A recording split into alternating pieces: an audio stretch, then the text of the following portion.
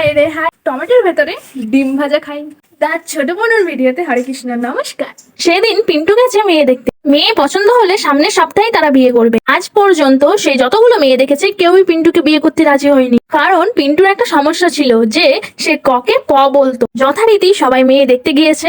তখন মেয়ের বাবা পিন্টুকে জিজ্ঞেস করে, বাবা তোমার নাম কি? পিন্টু তখন বলে, আমার নাম কাদের। আসলে পিন্টুর ভালো নাম কাদের, কিন্তু ওই যে বললাম সে ককে প বলে। এই কথা শুনে মেয়ে কাঁদতে শুরু করে দেয়। মেয়ে কাঁদছে দেখে পিন্টু তাকে সান্ত্বনা দেয়, তুমি কাঁদছো কেন? পেঁদো না পেঁদো না, তুমি কাঁদলে আমিও পেঁদে দেবো, আর আমি একবার কাঁদতে শুরু করলে কেউ আমার কাঁদা থামাতে পারবে না।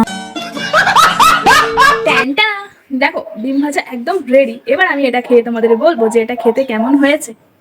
টমেটোর পেটের ডিম, তার সঙ্গে আবার টমেটোর সস।